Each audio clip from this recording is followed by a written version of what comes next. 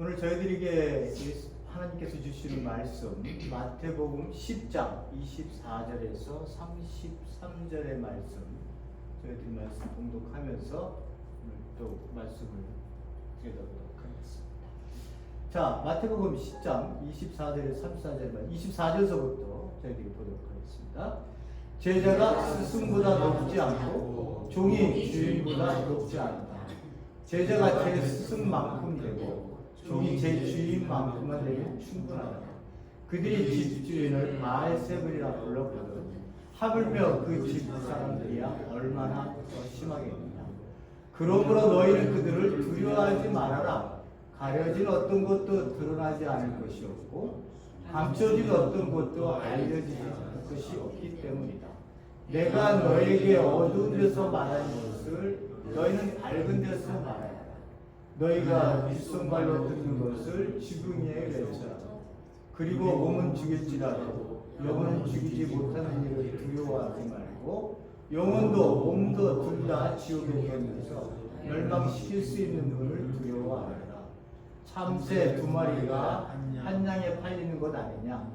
그러나 그 가운데 하나라도 너희 아버지께서 허락하지 않으시면 땅에 떨어지지 않을 것이다. 아버지께서는 너희의 머리카락도 다 세어주고 계십니다. 그러니 두려워하지 말라. 너희는 많은 참새보다 더 귀하다. 누구든지 사람들 앞에서 나를 시인하면 나도 하늘에 계신 내 아버지 앞에서 그 사람을 시인할 것이다. 그러나 누구든지 사람들 앞에서 나를 부인하면 나도 하늘에 계신 내 아버지 앞에서 그 사람을 부인할 것이다. 아멘. 설교 제목을 오늘 우리는 얼마나 멀리 갔을까라고 제가 이렇게 제목을 잡았습니다. 제가 설교를 좀 이렇게 여러분들과 하면서 굉장히 좀 이렇게 강하게 여러분들에게 말씀을 전해서 한편으로는 죄송스러워요. 왜냐하면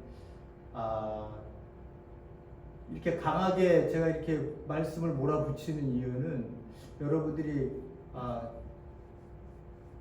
모르겠습니다. 잘 이렇게 말씀을 들으셔서 제가 높아심에서 그렇게 했는지는 모르겠습니다만은 말씀 속에서 놓치고 있거나 본질적인 부분을 붙들고 싸움하지 않는 그러한 이 모습들 때문에 신앙생활이 하나님과 관계없는 교회가 또 하나님의 모습이 아닌 모습으로 여러분 가운데 그리고 저 가운데 이렇게 흘러갈까봐 제가 굉장히 조금 말씀을 여러분들에게 좀 강하게 했었던, 그래서 여러분들에게 하나님 안에서 자기 자신을 부인하십시오. 그리고 하나님이 기뻐하시는 뜻을 이루십시오. 이런 얘기들을 굉장히 많이 했었던 것 같아요. 그렇게 하지 않으면 안 될 이유가 저에게는 있었고요.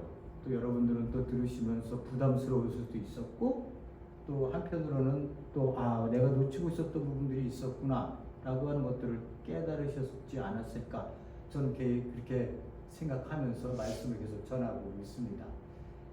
어느 단계에 들어서면 이제 그런 이야기보다는 좀 더 다른 방향으로 제가 또 말씀을 방향을 바꾸겠습니다만, 우리는 아직까지도 들어도 지금 우리가 처해 있는 교회의 현실들이 그야말로 넉넉지 못하다.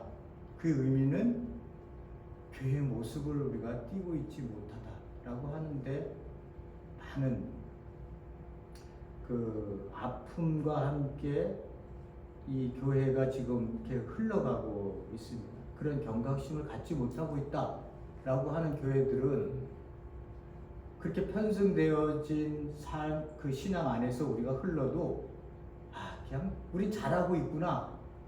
왜 성도만 늘어나면 되지. 그리고 교회만 커지면 되지. 그게 하나님께 영광 돌리는 거 아니겠어? 라고 하는 아니라는 인식 속에서 우리가 신앙생활을 할 수 있고, 교회는 그렇게 매니지만 해 갈 수 있다고 하는데, 우리가 경각을 갖고 이게 아닌데라고 하는 그 신앙의 본질을 여러분들이 볼 수 있어야 된다는 거죠. 그래서 오늘도 제가 말씀을 좀 이렇게 우리가 본질의 예수님이 말씀하셨던 그 본질의 말씀 속에서 우리가 우리 교회는 얼마나 멀리 가 있나라고 하는 이야기를 제가 좀 이렇게 전하기 위해서 뭐 이렇게 상세하게는 얘기를 그렇게 하지는 않겠습니다만, 우리의 모습을 되찾아야 되는데, 다시 돌아가야 되는데, 그러면 돌아간다는 게 얼마나 힘든 일인 걸 알잖아요. 그죠?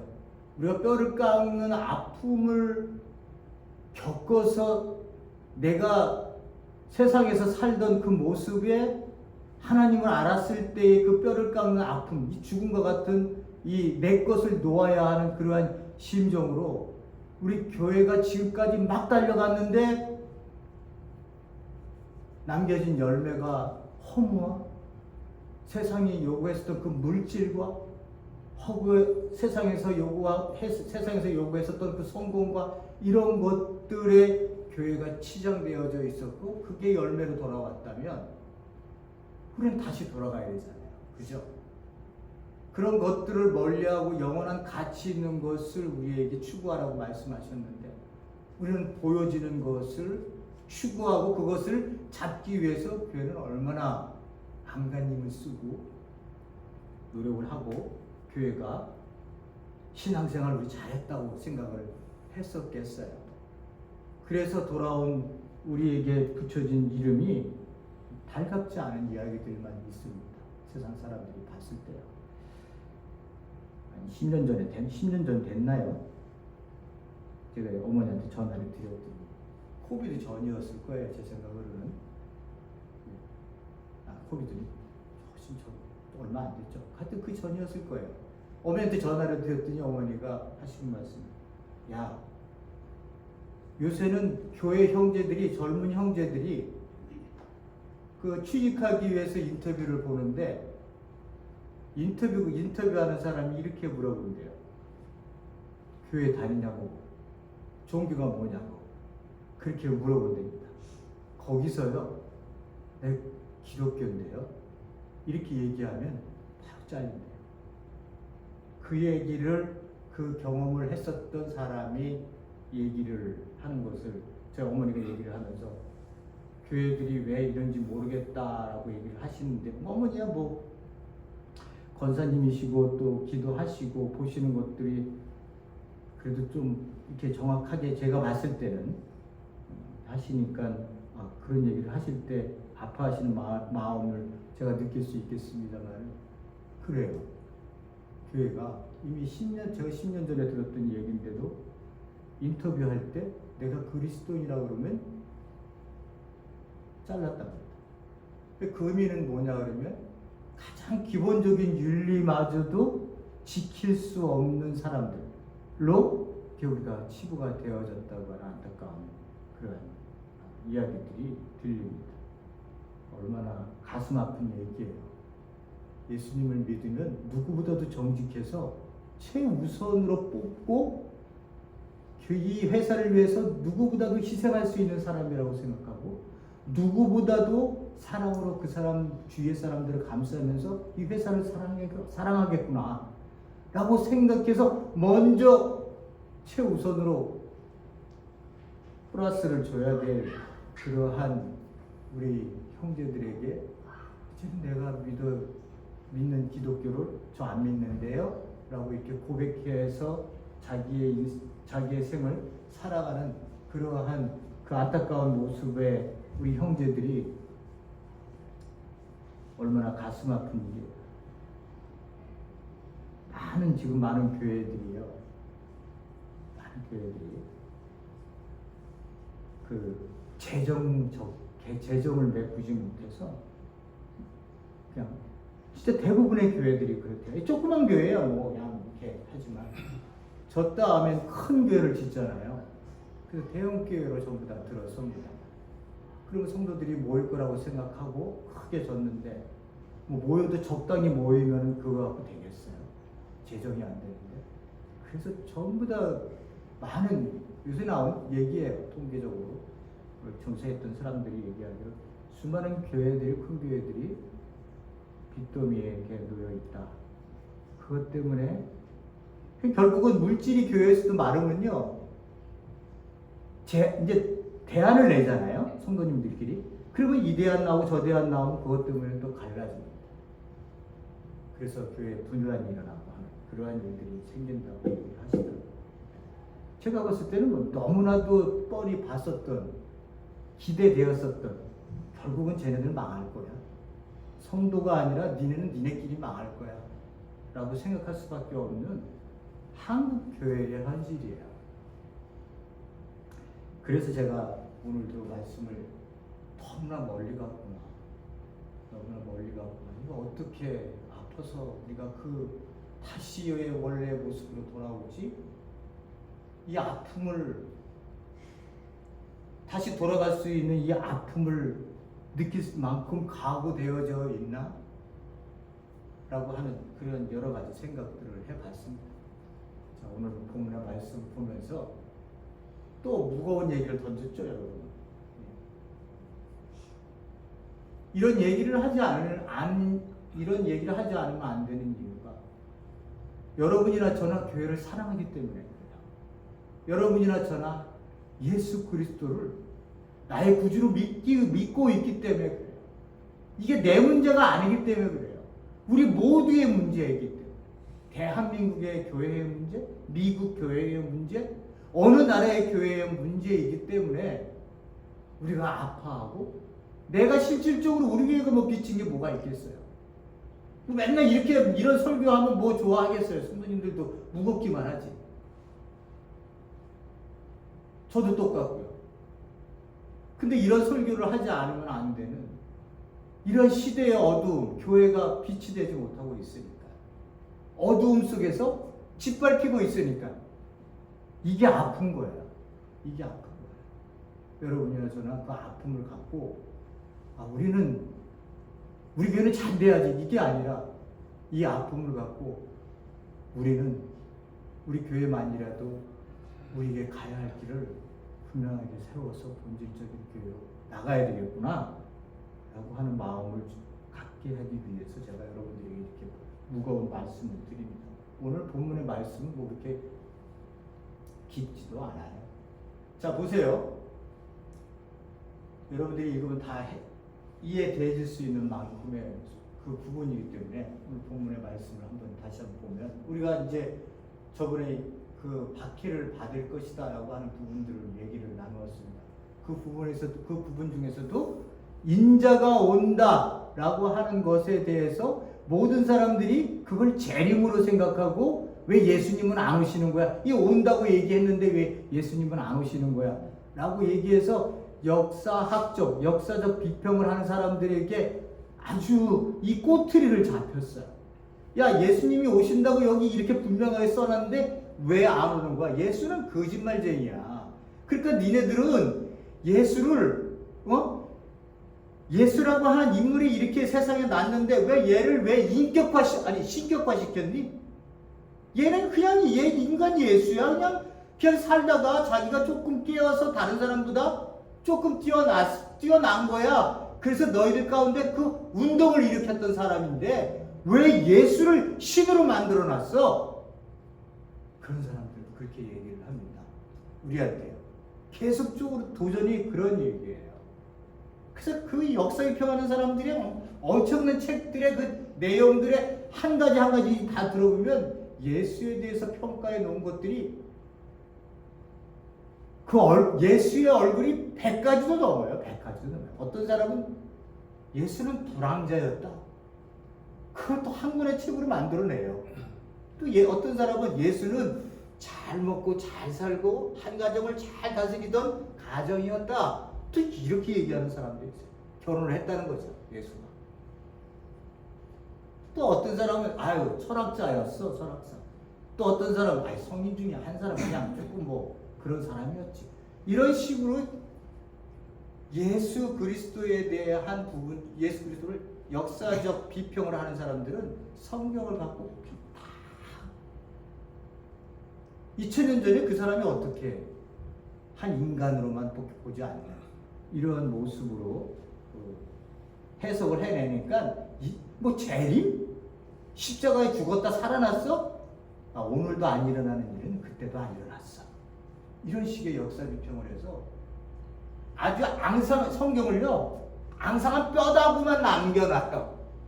뼈다구만 남겨놔요. 자유주의 신학자들이 하는 얘기예요. 그런 일들이 얼마나 많이 우리 가운데 지금 한국교회에서도 많이 일어나고 있는지 몰라요. 그러니까 우리 보수적인 교회에서는 어떻게 해야 돼요? 그거에 대한 어떤 대화를 나누든지, 그래서 받을 수 있는 것은 받고 아닌 건 아니라고 칼같이 자르고 해서 이 교류를 해야 되는데, 저쪽은 진보는 우리 보고 아유 저 꼴통들, 아유 저거 아무리 얘기해도 말이 안 되네. 이게 역사적으로 드려도 말을 안 하네. 이렇게 생각하고요. 여기 있는 사람들은 아유 저 사탄의 자식들, 저것들이 저게 이제 예수 그리스도를 신으로 생각지도 않고 한 인간도 아주 그렇게 어떻게 보냐 니네들은. 그리고 어떻게 신앙생활하고 교회를 세우니? 이렇게 얘기할 만큼 아주 극과 극을 달리고 있어요. 대화를 한번 안 해요. 왜 그러는지 모르겠어요. 그래서 제가 인자가 어떤 의미냐라고 얘기했을 때 여러분들에게 인자가 온다는 게 어떤 의미냐라고 했을 때 얘기를 말씀을 드린 거예요. 오늘 제자들이 이제 반응을 거기에 대해서 이렇게 박해를 하면 제자들의 반응이 어떻게 너희들이 이제 그 반응을 보이는지에 대해서 맨 마지막에 얘기 저희들이 봤습니다만, 시인하는 자와 부인하는 자를 마지막을 얘기를 합니다. 그 다음에 이제 가족 분열, 영적, 나중에 이제 다음 주에 저희들 보겠습니다. 본문의 말씀을 오늘 한 가지만 천천히 읽어가도록 한번 해보죠. 제자가 스승보다 높지 않고 종이 주인보다 높지 않고, 이게 당연한 거죠. 제자와 스승, 종과 주인은 복종과 순종의 관계예요. 그죠? 그러니까는 종이 어떻게 주인에게 명령을 내리겠어요? 이런 일은 있지 않아요. 그리고 제자가 스승만큼만 되고 종이 제 주인만큼만 되면 충분하다. 이런 얘기들은 전부 어떤 얘기냐면 그때 당시 유대인들에게 있었던 격언, 오늘날 얘기라면 또 오늘날 얘기하면 교훈 뭐 이런 것들 속에서 예수님이 말씀을 꺼내서 그들에게 얘기를 해주고 있는 거예요. 그러니까 이 이야기를 그들이 다 알고 있었던 얘기라는 거죠. 그들이 집주인을 바알세불이라 불렀거든. 하물며 그 집 사람에게야 얼마나 더 심하겠느냐 이런 얘기예요. 이렇게 여기 부분만 딱 보면 여러분들이 이게 뭔 소리인지 모르겠다 이렇게 생각할 수 있는데 아주 간단합니다. 봐보세요. 이 바알세불은요 마태복음 24장에 가면 이제 저희들 앞에서도 배웠습니다. 마귀의 왕을 바알세불이라고 불렀어요. 그러니까 집주인이 누구예요? 예수님이에요. 예수님을 그들이 누가요? 그들이 뭐 세상 사람들일 수도 있지만 가장 이때 당시에 사람들에게 예수를 그렇게 불렀던 사람들이 누구냐면 바리새인들이었어요. 종교 지도자들이 예수님이 귀신을 쫓아내는 것을 보고서는 네가 지금 귀신을 쫓아내는 건 네가 하나님의 능력을 입어서 귀신을 쫓아내는 게 아니라 네가 귀신의 왕으로 이 바알세불이라고 불렀다는 거예요. 그 바알세불이 귀신을 쫓아내고 있는 거야 라고 그들이 예수를 모욕을 줬어요.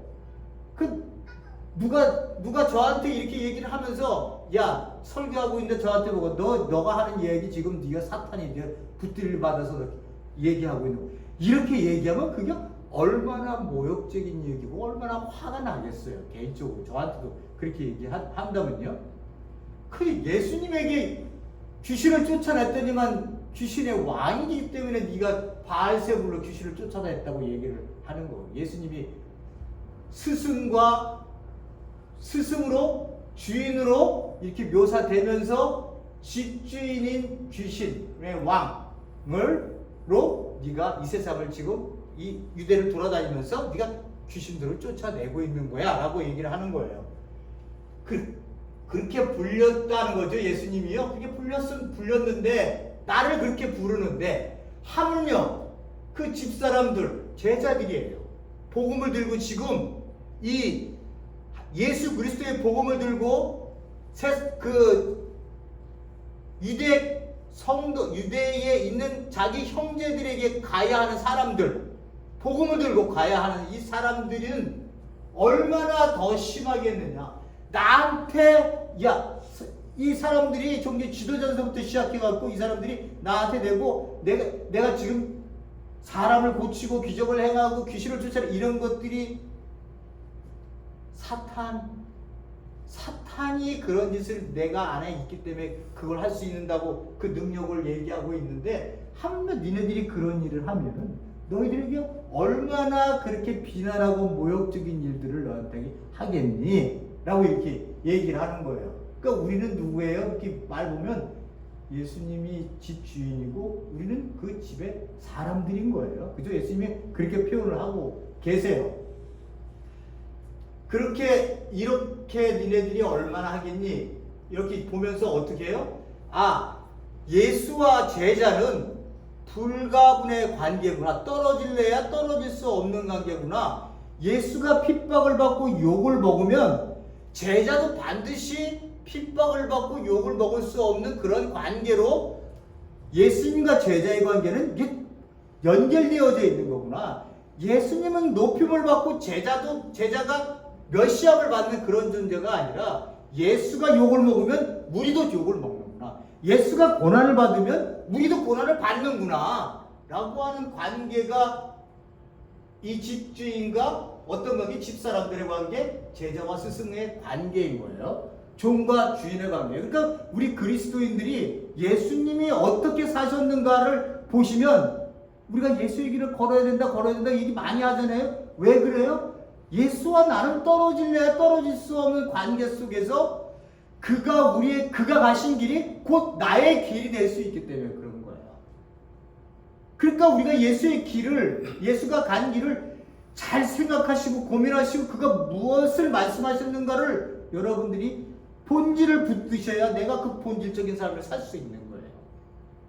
언제 예수가 교회를 세워갖고 십자가 높이 세우라는 얘기 언제 했어요? 예? 야, 성도들 모아라. 야, 거기에 목사 세우고 장로 세우고 우리 제도 세워서 엄청난 이 세상에 누구도 건들지 못하는 권력을 갖고 물질을 갖고 이 땅에 한번 서봐라. 나 창피하게 만들지 말고 세상에 권력 엄청나거든. 거기에 맞설 수 있는 권력을 갖고 니네 한번 서봐. 라고 예수님이 언제 그렇게 얘기하셨어요? 그거와는 정반대로 한번 말씀을 드렸잖아요. 정반대. 너 자신을 희생해라. 너의 자신의 희생이 사랑으로 드러내라. 내가 간 길이 세상의 통치의 방법과 내 가는 길의 통치의 방법은 다르다. 그러면 통치의 방법이 다른 대로 우리는 줄을 서서 가야 되는 거야. 그죠? 그 길을 가야 되는 거야. 근데 교회가 어디 십자가의 길을 가려고 해요? 잘된 것만 얘기하지. 세상적으로 봤을 때 잘됐다고 얘기하는 것만 아우 잘됐어. 하나님 축복해줬어. 그렇게 얘기하는 거 아니에요. 하나님이 하실 수 있죠. 하실 수 없어서가 아니에요. 그게 본질이 아니니까 문제인 거죠. 네가 잘됐어? 세상적으로 잘됐어? 그럼 그건 네가 하나님이 그 포지션에서 너에게 주어진 임무가 그만큼 더 많다는 걸 얘기하는 거야. 하나님이 대통령을 세우셨어요? 그래서 하나님이 나 대통령 세우셨구나. 그러면 그 사람의 어깨가 얼마나 무겁겠어요? 하나님 앞에 매일 나가서 기도하지 않으면 그 사역의 길을 어떻게 가겠어요? 그 사역의 길을. 그죠? 여러분. 그 길이, 그 포지션을 하나님이 줬다면. 제가 말씀드린 대로 가정에서도 엄마와 아빠의 포지션, 아들이 자리의 포지션, 그거 지키기 얼마나 힘들어요. 그것도 힘든데 대통령 하나의 왕을 하나님 포지션을 줬는데 포지션에 자기가 멋대로 생각하고 권력을 갖고 대리어 돈도 챙기고 그러면 되겠어요? 그러면 안 돼요. 예수의 길을 가라. 우리에게 그렇게 얘기를 하는 거예요. 너희들도 그렇게 비난받을 거야. 그러면서 뭐라고 말씀하시냐? 그렇게 세상 사람이 종교 지도자들이 너를 비난하더라도 너 두려워하지 마라. 두려워하지 마라. 왜 두려워하지 않느냐? 가려진 것, 감춰진 것 전부 드러나고 알려질 거야. 근데 이 전부 드러나고 알려진다는 게 신적 수동 때 그런 신적 수동태로 쓰였어요. 이 단어가. 이 얘기가 뭐냐면 내가 들었는데 내가 막 까집어서 막 얘기한다는 게 아니라 하나님이 그렇게 하실 거라는 거예요. 누구를 통해서? 나를 통해서. 누구를 통해서요? 나를 통해서. 그러니까 내가 뭔가를 막 해야겠지라고 하는 이 내 중심적 사고 의식에서 나오는 모든 인간의 행위들이 굉장히 위험할 수밖에 없는 게 그 행위가 결국은 나에게 돌아오는 공로가 될까봐 그러는 거예요. 유대인들이 종교 지도자들이 왜 그들이 예수 그리스도로부터 욕을 먹었어요? 내가 한 행위가 하나님의 나를 인정해 줄 거라고 생각을 했기 때문에 그런 거예요. 내가 한 종교적 행위가 나 인정받고 나는 천국에 갈 수 있는 첫 번째 타자야. 영순이야, 영순이. 이렇게 생각하고 그렇지 못한 자들은 전부 죄인으로 몰아세웠기 때문에 그렇기 때문에 안 된다는 거예요. 하나님 예수 그리스도께서 말씀하시는 게. 제일 예수님이 다른 사람들은 전부 끌어안아도 종교 지도자들은 예수님이 신랄히 비판하셨어요. 유일한 비난의 대상들이었어요. 왜? 그 사람들이 말씀을 붙들고는 하나님의 그 나라 안으로 하나님의 백성이 되는 길을 그 사람들이 막고 있었기 때문에 그런 거예요. 그 사람들이.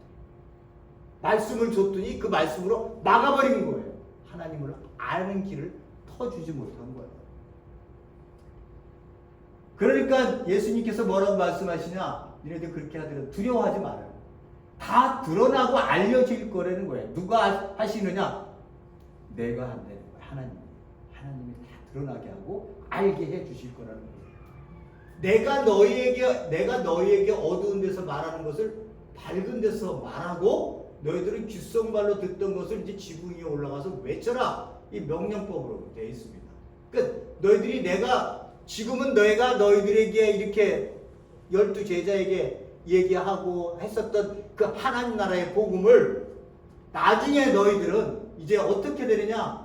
그걸 이제 어두운 데서 말씀하셨다고 얘기하고 귓속말로 말씀하셨다고 얘기를 하는 거예요. 우리끼리의 얘기를 예수님이 말씀하신 복음 선포를.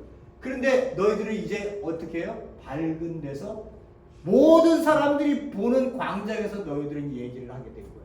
누구를? 예수 그리스도를. 뭐라고? 주는 그리스도시요 살아계신 하나님의 아들이라고. 그가 뭘 외쳤다고요? 하나님의 나라가 왔다는 것을, 그 복음을 너희들은 수많은 사람들이 비치는 대낮의 한 광장에서 너희들은 외치게 될 거라고 하는 거예요. 그걸 두려워하거나 어떻게 해요? 부끄러워하거나 창피해하지 마. 지붕 위에서 외쳐라. 지붕은 유대인들의 지붕은요, 쉬거나 기도할 때 썼던 것이거든요. 그 지붕 위에 올라가서 탁 터진 데서 너희들은 외치는 그러한 일을 너희들은 제자들은요 그 일을 해야 된다. 그렇게 하면 어떻게 되겠어요? 세상에 나가서 그렇게 얘기하면 죽이려고 덤벼들 거 아니에요. 뭐? 당시에 황제가 있는데 황제가 신으로 자기들에게 섬기라고 매일같이 협박해 들어오는 그 유대인들은 그래도 좀 낫었죠. 그 종교는 보장해 줬을까. 수많은 그 로마 제국 속에 있었던 수많은 나라들의 황제 신상을 세우고 거기에 예배를 드리려고 얘기했는데, 예? 그들에게 이렇게 얘기를 해버리면 이게 자기네들의 목숨을 건지겠어요? 못 건지는 거예요. 그래서 주는 그리스도시요 살아계신 하나님의 아들입니다. 예수는 나의 주님입니다. 당신이 나의 왕입니다. 이 얘기에서 아멘이라고 하는 얘기는 목숨을 거는 얘기예요. 오늘 우리가 쉽게 얘기하는 아멘 이거라고 목숨을 내놓고 하는, 사업을 못하게 하는, 그러한 장사를 못하게 하는, 가족의 생계를 끊을 수밖에 없는 그러한 아멘인 거예요. 이 얘기는 오늘날 우리가 쉽게 하는 그 아멘이 아니에요. 자, 그렇게 하면 어떻게 된다고요? 이렇게 외치면 몸은 죽일지라도 영혼을 몸은 죽는다라고 얘기해놓고 벌써 순교를 상상할 수밖에 없는 거야. 순교의 가능성을 우리에게 열어주시는 거예요. 몸은 죽일지라도 영혼을 죽이지 못한 일을 두려워하지 말고. 너는 여기는 뭐예요? 이 사람들은 누구예요? 너의 몸을 죽이는 그 사람들은 뭐예요? 제한성을 가지고 있는 거야. 너의 몸밖에 못 죽여. 그렇지만 그런 사람들 두려워하지 말고 영혼도 몸도 둘 다 지옥에 게헨나. 제가 말씀을 드렸죠. 이 게헨나는 어디예요? 그 남동쪽에 있는 그 예루살렘 그 남동쪽에 있는 예루살렘 성벽 바깥에 흰놈의 골짜기에 이 예루살렘 성에서 나오는 모든 쓰레기들, 그 중에서도 시체, 동물의 시체, 죽었는데 안 데려간 시체, 뭐 이런 것들을 거기다가 놓고 계속 태우는, 그거 얼마나 많은 쓰레기가 나왔겠어요. 불이 꺼질 여력이 없을 만큼에 나왔던 곳이 그 게헨나라고 지칭되어지는 불타는 곳이에요. 거기를 상징적으로 예수님이 여기 지옥이라는 단어를 쓰신 거예요. 네? 쓰신 거예요. 그러니까 영혼도 몸도 둘 다 지옥에서 멸망시키시는 분을 두려워해요. 누구예요? 하나님을 두려워해야지. 세상 사람들이 너 하나 죽이는 것을 거기에 두려워서 네가 복음을 선포하지 못하는 그런 존재로 이 땅에 살지 말으라는 거예요. 진정 너를 붙들고 네 영혼도 몸도 살릴 수 있는 분은 누구라고요? 하나님이시라는 것을 분명하게 알으라는 거예요. 그럼 우리는 이렇게 생각할 수 있어요. 아니, 하나님이 나와 함께 하시고, 그 다음에 보죠. 거기에 참새 2마리가 한 양에 팔리는 것 아니냐. 아사리오는 그때 당시에 내가 노동을 하루 하잖아요. 그리고 하루를 하면 한 데나리온을 줬어요. 이건 저기 로마 화폐예요. 유대인들이 성전에 썼던 화폐는 세겔이라고 하는 요거 하나밖에 없어요. 그것만이 정한 것이지 이 유대인들이 갖고 있는 이 화폐는 성전 안에 갖고 들어가지도 못했어요. 그래서 환전을 하는 거예요. 세겔로. 데나리온이 내가 노동하면요 한 데나리온을 줬어요. 그 요 아사리온은 얼마나 되냐면 요거 16분의 1밖에 안 돼요. 그러니까 한 아사리온에 그 참새 2마리니까 만약에 한 데나리온으로 사면 몇 개를 살 수 있다는 거예요? 한 데나리온이 12개를 16번을 곱해야 되나요? 아니죠. 6이죠, 6. 맞습니까? 또 계산이 헷갈리네. 어쨌든, 예? 32? 32개? 어쨌든, 이 32마리라고 얘기하면, 이 32마리의 가치가 한 데나리온밖에 안 되는 거예요. 이 참새는 가난한 자들이요. 하나님께 재물을 드려야 되는데 재물이 없었을 때 드렸던 게 이 참새예요. 그러니까 가난한 자들에게 드렸었던 그 참새인데 이 참새와 여기 예수님께서 뭐라고 말씀하시냐면 그 참새 한 마리라도 내가 너희들 가운데 하나님께서 허락하시지 않으면 땅에서 떨어지지 않는다는 거예요. 그러니까 모든 섭리가 그냥 이렇게 우리가 봤을 때는 저렇게 되고 이렇게 된다고 생각하지만 하나님의 섭리 가운데 모든 것이 있다는 거예요. 왜 그러는 거지? 이해 못하는 분들이 많잖아요. 살면서. 얼마나 많아요. 그걸 목사가 다 알아요? 너무 어이가 없어요. 저는 그런 얘기를 할 때마다 너무 어이가 없는 게 제가 어떤 썸네일을 봤는데 거기다 써놨는데 사촌 오빠가 그 일요일날 그 조선소에서 일을 하다가 얼마 금방 하루 전에 나오네. 조선소에서 일을 하다가 떨어져 갖고 반신 불수가 됐대. 근데 그 친척 고모가 권사님이 계시는데 그 권사님이 오셔서 그런 얘기를 하더라고요. 주일날 교회 안 나오고 거기 가서 일을 하니 이렇게 하나님이 벌을 내리셨지 라고 얘기를 했더라는 거예요.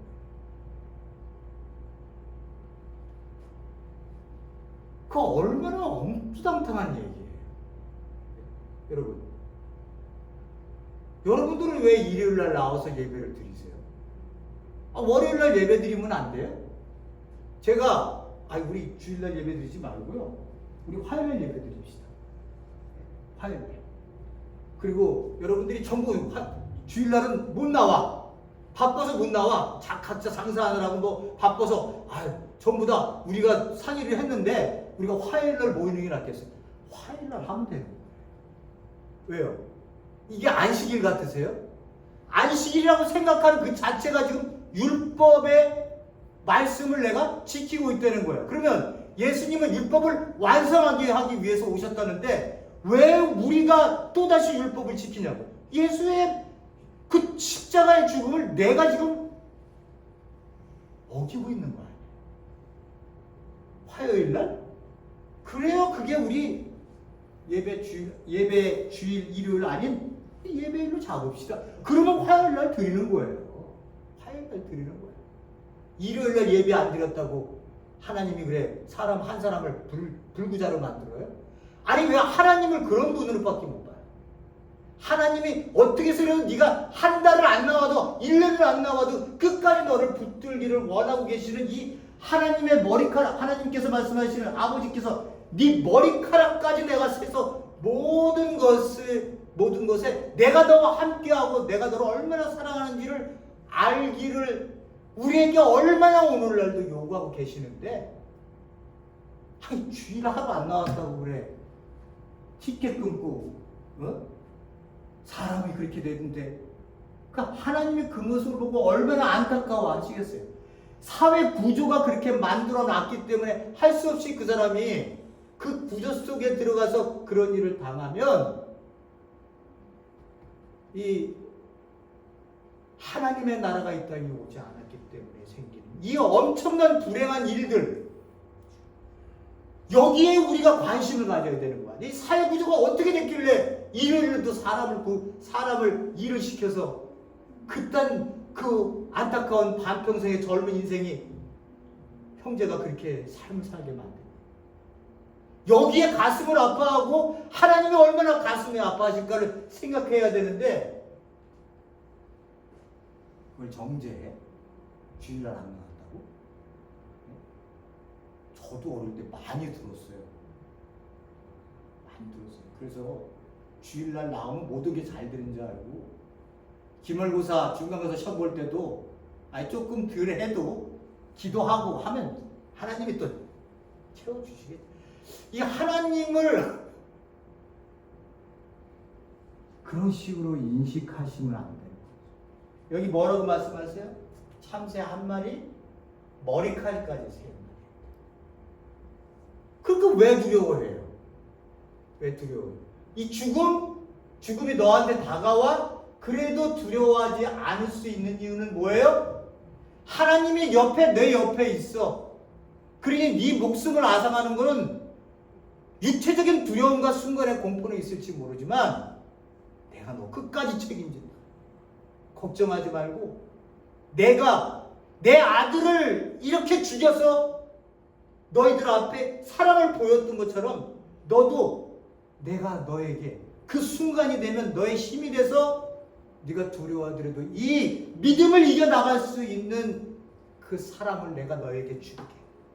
걱정하지 마. 두려워할 거 아무것도 없어. 나와 함께하는 거야. 이 목숨은 순간인 거야. 죽음은 순간이죠. 끝나는 거예요? 아니잖아요. 그죠? 이렇게 하나님이 우리를 끝없는 사랑으로 우리를 불러줘.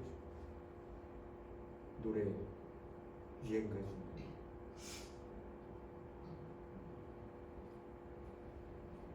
당신은 언제 어느 순간에 내 가슴 속 깊이 들어오셔서 사랑을 심어 놓으셨습니까? 라고 하는 가사가 있어요. 유행가 가사. 들으면 뭐 여인을 얘기할 수 있겠지만 저는 그런 얘기를 들으면 나는 예수님 들어오라는 얘기, 하나님 들어오라는 얘기 한 적 없는 것 같아요. 어느 순간에 보니까 내 안에 사랑으로 내 안에 계세요. 그 사랑이 나를 이끌고 있고 그 사랑 때문에 내가 살고 있고 그 사랑 때문에 결국은 죽겠구나 라고 하는 거를 개인적 신앙 안에서 느끼겠더라고요. 여러분들은 어떠셨어요? 예수님이 내가 가슴 샥 여니까 샥 들어오는 거 느끼셨어요? 나 같은 놈한테 들어오셔서 내게 사랑의 존재의 가치를 알게 하시고 그 삶을 살게 하신 그 하나님이 그 은혜를 어떻게 해요? 우리가요? 말로 어떻게 푸는 거예요? 말로. 그런데도 우리는 불평불만이 더 많잖아요. 왜 이렇게 안 해주셨어요? 그때 힘들 때 왜 이렇게 안 해주셨어요? 이때 왜 하나님 안 나타나셨어요? 하나님은 이렇게 말씀하시죠. 여기 나와 있는 것처럼 너 참새보다 귀해. 네가 나를 불렀을 때 나타나서 문제 해결을 해주기를 원했지. 나는 그 문제가 생길 때 네가 그 문제를 이겨나갈 수 있는 믿음을 너에게 주었어. 그래서 너는 지금 그 믿음을 이겨서 딛고 일어서서 지금 이 순간에 네가 있는 거야. 예수님은 그렇게 저에게 말씀하시는 것 같아요. 저한테. 왜? 예수님은 나 문제를 해결해 주기 위해서 있다는 것입니다. 그 본질을 안다면 내가 어렵고 힘들 때, 지금 우리 모든 상황이 언제든지 어렵고 힘든 상황이 다 오잖아요. 이게 끝까지 가요? 내가 죽을 때까지 끝까지 가나요? 영원하나요? 내가 이길 수 있는 힘을, 믿음을 나에게 주셔서 그 순간순간을 넘어가게 하시는 하나님의 은혜. 그 은혜가 귀한 거 아니에요. 거기에 우리가 무릎 꿇고 하나님 감사합니다. 내가 이럴 때 내가 화를 내고 당신 같은 사람 필요 없어. 나 교회 안 나가. 이럴 수도 있었어요. 또 그렇게 간다 하더라도 뭐 나쁠 거 없어요. 왜?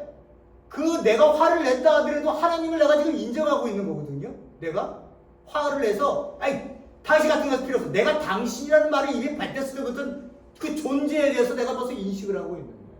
이 사람은 하나님 곁을 떠날 수가 없어요. 언젠가는 돌아오게 되어 있어요. 마음을 돌려서. 그럴 수도 있지만 지금 내가 힘들어요. 하나님 하시면 하나님은 이기고 신앙으로 버텨 인내해라. 그러면 나중에 뒤를 돌아보면 내가 너와 함께 있어서 내가 너를 얼마나 큰 사랑으로 너를 품고 있었는지 그때 너를 알게 될 거야. 그래서 내가 뒤를 돌아보니 다른 길로 충분히 갈 수 있었는데도 왜 하필이면 이 길로 왔지? 그러면서 무릎 꿇고 하나님 감사해요.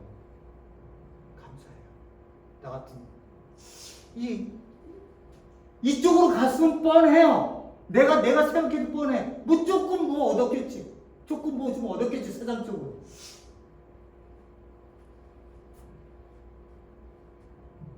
하나님이 얼마나 큰 사랑으로 나를 붙들고 계시는가. 그거를 아버지의 마음을 보면 알 수 있는데 그 아버지의 마음은 안 보고 많은 교회들이 또 목사님도 자꾸만 종교적으로 그거를 헌금을 냈어? 안 냈어? 새벽기도 왔어? 안 왔어? 주일 예배 드렸어? 안 드렸어? 여기로 정죄하면 되겠어. 아버지는 그럴 때 관심 없어요. 그런 거 관심 없어요. 나는 네 삶을 나는 품고 싶어. 그 큰 사랑으로 너를 품고 싶어. 그렇게 아버지를 우리를 부르고 계시죠. 그래, 두려워하지 마. 두려워하지 마. 두려워하지 마. 누구든지 나를 시인하면 나도 시인할 거야. 누구든지 사람들 앞에서 나를 부인하면 나도 그 앞에서 부인할 거야. 마지막 때를 얘기하시는 것 같아요. 그죠? 베드로 보세요. 베드로는 3번이나 부인했어요. 그죠? 베드로를 3번이나 부인했는데 어떻게 했어요? 철저하게 통곡하고 돌아오잖아요. 그죠? 그러니까 여기서 부인한다는 얘기는 배교한다는 얘기예요. 완전히 하나님을 떠난다는 얘기일 거예요. 그렇게 받아들이고 있습니다. 저는. 그러니까 베드로가 부인을 3번이나 했는데도 그가 그 예수님의 그 최선봉에 서서 십자가에 거꾸로 죽을 수 있을 만큼의 제자가 될 수 있다는 건, 그건 제가 얘기하는 것처럼 뭐 교회를 한 번 안 나왔네, 뭐 예수 안 믿어 창피해, 뭐 이렇게 한 번 부인을 했네, 뭐 이런 것들의 문제가 아니에요. 이런 것들의 문제가 내 생애 전체에 대해 존재에 대한 부분을 얘기하고 계시는 거예요. 여기에 부인하려면 어떻게 해요? 존재에 대한 부인이에요. 신, 예수 다 가짜야, 만든 신하야 라고 존재 의식하고 그 존재를 내가 받아들이지 않으면 다 부인한. 그러면 어떻게 해요? 마지막 때 내가 너 부인할 거야 라고 하는 거예요. 그 마지막에 우리에게 주는 예수님의 말씀, 경고. 뭐 감사하신 하나님 아버지, 우리가 또 이렇게 말씀을 여러분들과 함께 나누면서 하나님 귀한 또 그 사랑을 느끼게 됩니다. 나는 몰랐어요. 근데 내 안에 계신 하나님의 어느 순간 내가 내 안에 있음을 알기를 원하고 사랑으로 우리를 살게 하시는 그 존재를 당신을 보게 됐습니다. 그 아버지의 마음은 다른 것이 없었어요. 나를 사랑하는 것 그거 하나, 나를 붙드시는 것 그것 하나. 그래서 내가 내 아들을 죽였다. 너를 품기 위해서, 너 생명 하나를 품기 위해서, 너 존재 하나를 품기 위해서. 그러니 그 큰 사랑 안에 머물러서 그 사랑을 나와 함께 꽃피우지 않으려면 하며 초대하시는 그 음성을 사랑하는 성도님들 다 듣게 하셔서 종교적으로 예배드리지 않게 하시고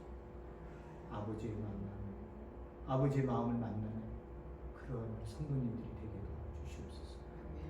예수님으로 기도했습니다.